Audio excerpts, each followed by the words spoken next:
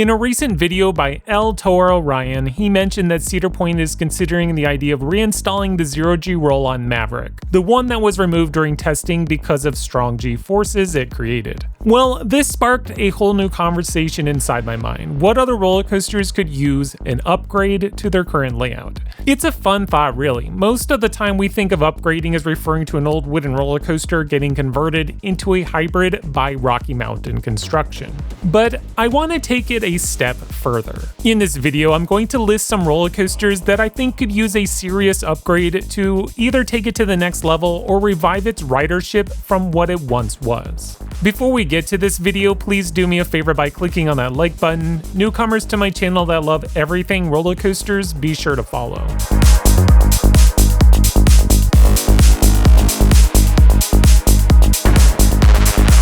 Lightning Rod at Dollywood. I guess I should get the most obvious upgrade out of the way first. Lightning Rod has had one colorful history. From its delayed opening, problematic breakdowns, reduction in the launch speed, partial retract, and replacing key moments with steel. Then finally, the complete removal of the launch track, replacing it with a traditional lift. Lightning Rod feels like a shell of what this roller coaster once was. Many used to claim this as their favorite, now some put it a step below Thunderhead, the other wooden roller coaster at Dollywood. With the launch gone, this roller coaster lost the whole purpose. In fact, the entire pitch to the park was about flying up the side of a mountain like being in a dune buggy, but now it's just any other wooden roller coaster with RMC style, of course. Nowhere near what it once was. I propose the launch track being reinstalled, replacing all wooden track with steel, upgrading the ride mechanics. It would be a costly endeavor for sure, but I feel like we owe it to this once amazing, now mediocre attraction.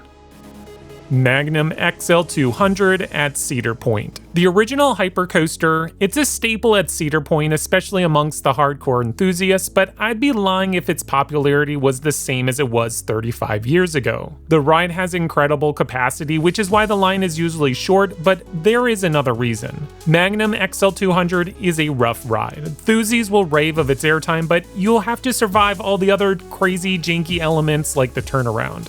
I propose the entire ride get retracked, reprofiled to smooth out those rough spots, maybe even mix up that turnaround element at the midpoint of the ride. If possible, upgrade the trains to something more modern, comfortable that can also keep up with the same capacity numbers.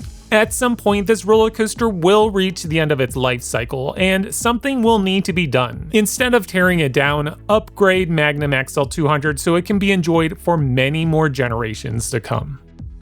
The Beast at Kings Island. About a year ago, Kings Island sent out a survey to select pass holders regarding the future attractions in the park. One of the proposed ideas was to extend the layout of the Beast, ensuring the ride continues to hold its longest wooden roller coaster record for many more years to come. Right now, it's still the longest wooden roller coaster in the world, and without any rumors swirling of another park looking to rival this attraction, you might think this idea is kind of pointless, and in some ways, yes it is. However, if you are going to extend the Beast, you're not just going to add a couple thousand feet. No, you're going to basically double its layout, taking back the title of longest roller coaster in the world, beating Falcon's Flight, which has yet to even open. This would be a crazy upgrade, but heck, why not? Sometimes these theme parks need to do something crazy, and making the Beast twice as long would sure do the trick.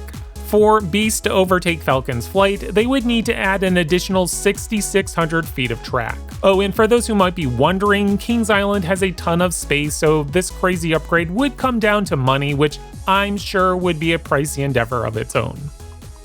Tron Light Cycle Run at Magic Kingdom. The ride is barely 3 years old, but the biggest complaint I hear about Tron is how short it is. The theming is fantastic, but yeah, the ride is over pretty quick. When comparing this ride to other e-ticket attractions at Walt Disney World, Tron Light Cycle Run is on the shorter side, even more so if we look at the other roller coasters in the park. Where the ride currently ends, it feels like it should be the halfway point, and Tron should blast off into another area. With Disney's endless pockets of cash, I think this could be a real possibility. Turn the second half into a different aspect of the ride, like during Tron Legacy when they break through the stadium and go off-grid. Have the second portion of the ride follow suit. Now, will this ever happen? Probably not, since the latest Tron movie was a huge box office disappointment. Manta at SeaWorld San Diego. This mock multi-launching roller coaster is already a fun ride, but what would take it to the next level is swapping the trains with the spinning models. Mock Extreme spinners are rated amongst the best coasters on the planet, so changing up the trains on this now over a decade-old roller coaster would really breathe fresh air into the stagnant ride.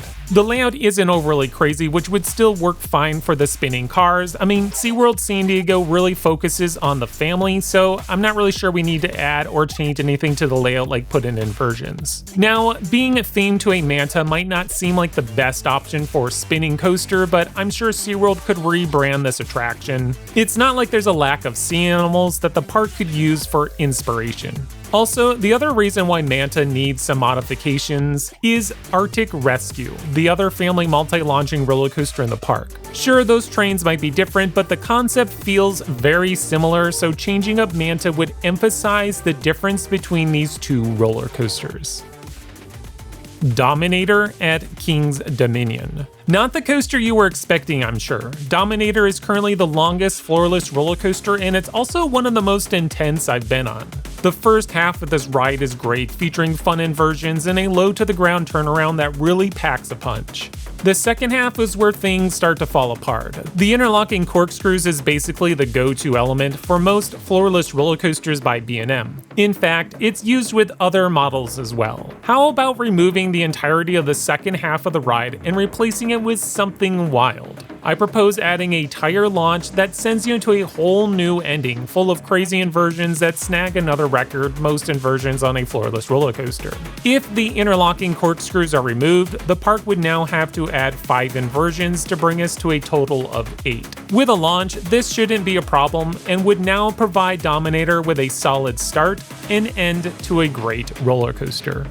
Thank you for watching today's video. This is just a few of the coaster upgrades I've been mulling around in my head. I think it's time for theme parks to start thinking outside of the box with crazy new upgrades to their current collections. Tell me some of your wild upgrade concepts down in the comments. Until next time, this is Extreme Thrills.